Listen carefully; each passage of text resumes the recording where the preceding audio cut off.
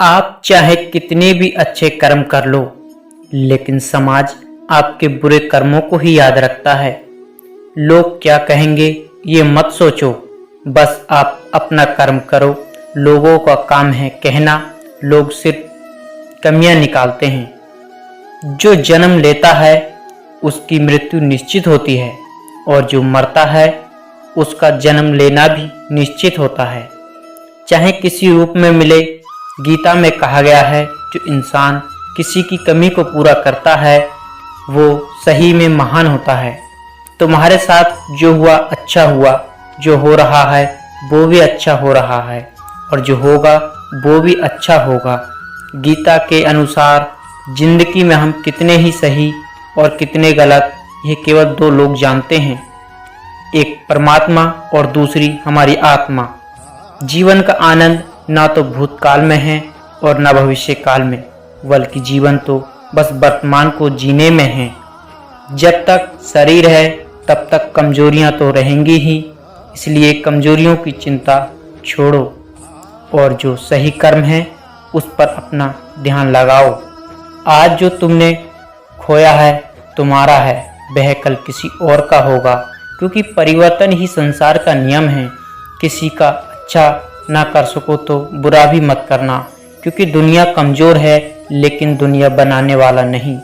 यदि कोई व्यक्ति अपने विश्वास के साथ किसी बात का चिंतन करता है तो जो चाहे बन सकता है। सच्चा धर्म यह है कि जिन बातों को इंसान अपने लिए अच्छा नहीं समझता उन्हें दूसरों के लिए भी प्रयोग ना करे। कोई भी व्यक्ति अपने विश्वास से बनता है, जो जैसा विश्वास करता है वो वैसा ही बन जाता है। मन अशांत है और उसे नियंत्रित करना कठिन है, लेकिन अभ्यास से इसे बस में किया जा सकता है।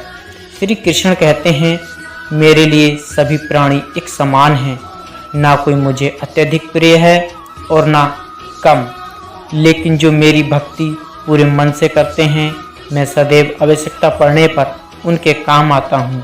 मन की शांति से बढ़कर इस संसार में कोई भी संपत्ति नहीं है। जो मनुष्य फल की इच्छा का त्याग करके केवल धर्म पर ध्यान देता है वह अवश्य ही जीवन में सफल होता है। कोई भी इंसान जन्म से नहीं बल्कि अपने कर्मों से महान बनता है। मनुष्य अपना पराया छोटा बड़ा यहाँ कोई नहीं, बिना फल की कामना ही सच्चा कर्म है। ईश्वर शरण में जो समर्पण वही केवल धर्म है। जो क्रोध करता है उसके मन में भ्रम पैदा होता है, जिससे उसकी बुद्धि नष्ट हो जाती है और तभी व्यक्ति का धीरे धीरे पतन होने लगता है। गीता में लिखा है, जब इंसान की ज़रूरत बदल जाती है तब इंसान के बात करने का तरीका बदल जाता है। इस संपूर्ण संसार में अपकीर्ति मृत्यु से भी अधिक खराब होती है। हमेशा शक करने वाले व्यक्ति के लिए खुशी न इस लोक में है ना कहीं और। जीवन में सफलता का ताला दो चाबियों से ही खुलता है, एक कठिन परिश्रम और दूसरा दृढ़ संकल्प। जो मन को नियंत्रित नहीं करते उनके लिए वो दुश्मन के समान हैं। कठिन परिश्रम से बचने के लिए व्यक्ति को भाग्य और ईश्वर की इच्छा जैसे बहानों के बजाय चुनौतियों का सामना करना चाहिए। गीता में कहा गया है, कोई भी अपने कर्म से भाग नहीं सकता, कर्म का फल तो भोगना ही पड़ता है। मनुष्य को अपने कर्मों के अच्छे और बुरे फल के बारे में सोचकर चिंता नहीं होना चाहिए। मनुष्य अपने विश्वास से बनता है, जैसा विश्वास करता है वैसा ही बन जाता है। जो मनुष्य हर दिन खाने सोने जैसे कार्यों में व्यस्त रहता है वह रोज योगाभ्यास करके समस्त कलेशों से छुटकारा पा सकता है। जब इंसान अपने कर्म में आनंद खोज लेते हैं तब वे खुद पर विजय प्राप्त करते हैं। श्रीमद् भगवद गीता का मुख्य उद्देश्य माफ करना और शांत रहना सीखिए। ऐसी ताकत बन जाओ कि पहाड़ भी रास्ता दें। व्यक्ति को अपनी इंद्रियों को बस में रखने के लिए बुद्धि और मन को नियंत्रित रखना चाहिए। जो होने वाला है वो होकर ही रहता है और जो नहीं होने वाला है वह कभी नहीं होता। ऐसा निश्चय जिसकी बुद्धि में होता है उन्हें चिंता कभी नहीं सताती। किसी भी व्यक्ति को ना तो समय से पहले और ना ही भाग्य से अधिक कुछ मिलता है, लेकिन उसे सदैव पाने के लिए प्रयत्नशील रहना चाहिए। इंसान हमेशा अपने भाग्य को खोजता है, ये जानते हुए भी कि भाग्य से भी ऊंचा उसका कर्म है, जिसके स्वयं के हाथों में है। व्यक्ति को आत्मज्ञान के माध्यम से संदेह भरे अज्ञानता को समाप्त कर देना चाहिए। सत्य कभी दावा नहीं करता कि मैं सत्य हूँ, लेकिन झूठ हमेशा दावा करता है कि मैं ही सत्य हूँ। संसार में हर चीज बदलती है। श्री कृष्ण कहते हैं, मैं भूत और भविष्य और वर्तमान काल के तीनों जीवों को जानता हूँ, लेकिन मुझे वास्तव में कोई नहीं जानता है। मनुष्य जिस रूप में ईश्वर को याद करता है, ईश्वर भी उसे उसी रूप में दर्शन देते हैं। अपने कर्तव्य का पालन करना चाहिए। सज्जन व्यक्ति को सदैव अच्छा व्यवहार करना चाहिए। बुद्धिमान को अपनी चेतना को एकजुट करना चाहिए और फल के लिए इच्छा छोड़ देनी चाहिए। मन अवश्य ही चंचल होता है, लेकिन उसे अभ्यास से बस में लाया जा सकता है। इस संपूर्ण संसार में कोई भी व्यक्ति महान नहीं जन्मा होता है, बल्कि उसके कर्म उसे महान बनाते हैं। जीवन में कभी भी गुस्सा या क्रोध ना करें, यह आपके जीवन को ध्वस्त कर देगा। वासना, क्रोध और लालच नरक के 3 दरवाजे हैं। श्री कृष्ण कहते हैं, जो मनुष्य जिस देवता की विश्वास के साथ भक्ति करता है, मैं उस व्यक्ति की उसी देवता में इच्छा बढ़ा देता हूँ। जो व्यक्ति मैं और मेरा इत्यादि की भावनाओं से मुक्त हो जाता है, उसे जीवन में शांति की प्राप्ति होती है। आत्मज्ञान की तलवार से काटकर अपने हृदय के अज्ञान के संदेह अलग कर दो। अनुशासित रहो, उठो और कार्य करो। जिस प्रकार से प्राकृतिक मौसम में बदलाव आता है, ठीक उसी प्रकार से जीवन में भी सुख दुख आता रहता है। वह कभी भी स्थायी नहीं रहते।